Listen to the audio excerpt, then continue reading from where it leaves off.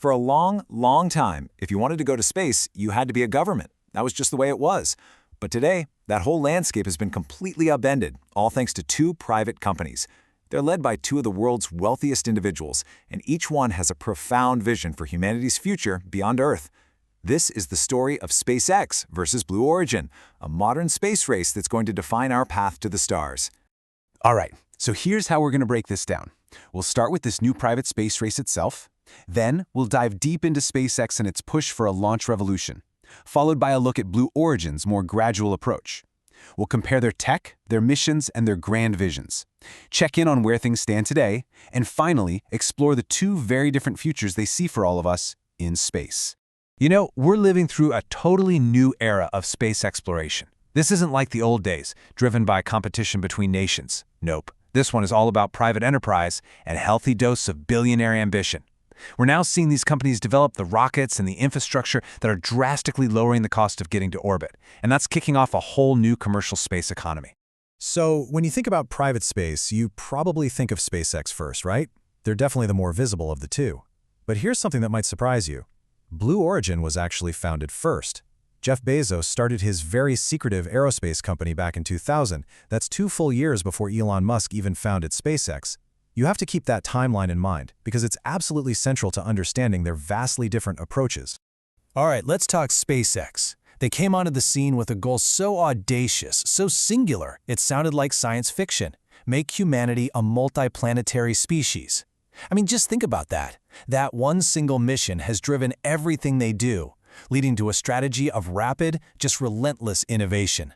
And in the process, they have completely disrupted the entire launch industry. So what's their secret sauce? It really boils down to this philosophy of rapid iteration. Basically, they design, build, and fly hardware at an incredible rate, and they aren't afraid to test or even fail right out in the open for everyone to see. And you know what? That exact approach was the key to cracking the biggest problem in spaceflight, the insane cost of it all. They solved it with reusability. And wow, the results, they really do speak for themselves. Just look at the list of historic firsts they've racked up. First private company to orbit a spacecraft and bring it back safely. First to dock with the International Space Station. They completely mastered the art of landing and reflying orbital-class rockets with the Falcon 9. They're the first private company ever to fly humans to orbit. And on top of all that, they run Starlink, the world's biggest satellite constellation. It's just an incredible track record. And the scale of their operations is just staggering.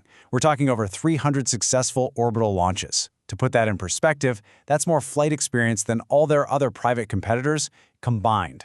Launching that often gives them a level of operational maturity and market dominance that is, frankly, unparalleled. Okay, so now let's switch gears to Blue Origin, which is a totally different story. Remember, they're actually older than SpaceX, but their path has been way more deliberate, way more patient. Their vision isn't about colonizing another planet. It's about building the fundamental infrastructure, the groundwork for a really robust, long-term economy in space. The company's motto says it all, gradatim ferociator. It's Latin for step-by-step, ferociously.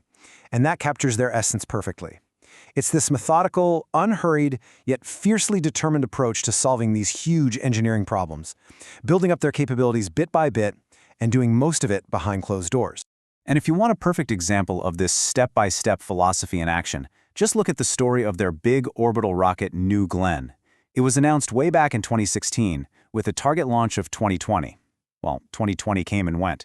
The debut got delayed to late 2022, then it slipped to 2023.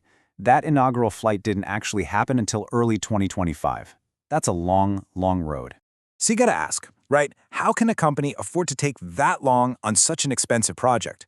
Well, the answer is Jeff Bezos. He has personally poured more than $13 billion of his own money into Blue Origin.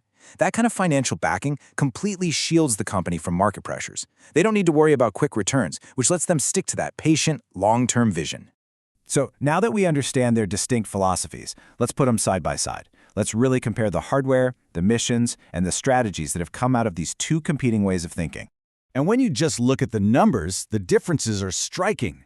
SpaceX's workhorse, the Falcon 9, can lift nearly 23 metric tons to low Earth orbit. Blue Origin's New Glenn is designed to almost double that at 45 tons. But then you have SpaceX's next-generation Starship, which aims to dwarf both with a target of 150 tons. Operationally, SpaceX is way ahead with its massive Starlink constellation and orbital crew missions, while Blue Origin's crewed flights are, for now, still suborbital. Their approaches to reusability are also really different. New Glenn follows a more, let's call it conventional path, with a reusable first stage and a disposable second stage. Kind of like SpaceX's Falcon 9. Starship, though, is a whole different ballgame. It represents a radical leap, designed to be a fully and rapidly reusable system, where both the booster and the upper stage spacecraft are recovered and reflowed. And these technological choices serve very different end goals. For SpaceX, every launch, every Starlink satellite, it's all just a step toward funding the colonization of Mars.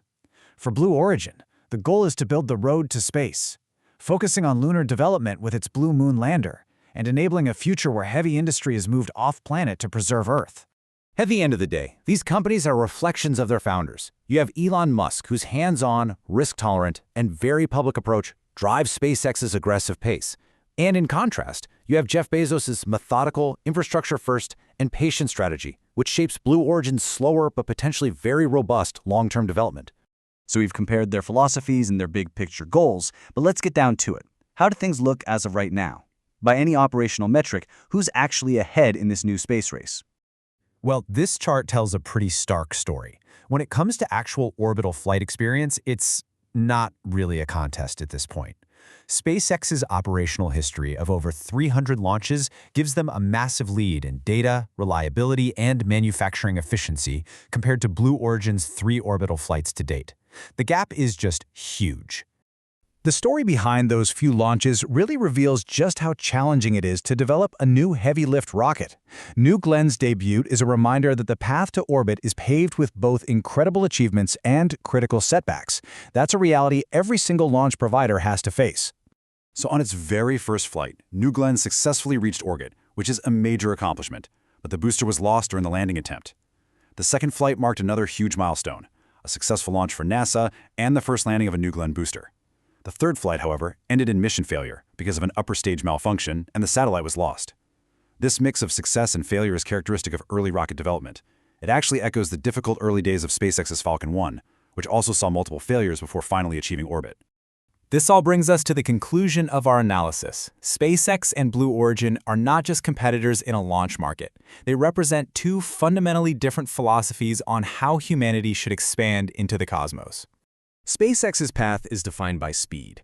It's a philosophy of rapid, iterative development, of accepting public failure as simply the price of progress, all in service of a single monumental goal, on another world.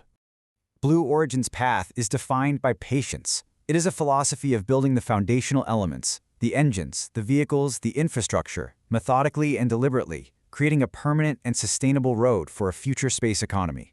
It's like one company is building the ship to a new world, while the other is building the roads and ports for a new economy. You could argue both are essential. So the question isn't just who will win, but which of these powerful competing visions will ultimately shape humanity's destiny among the stars.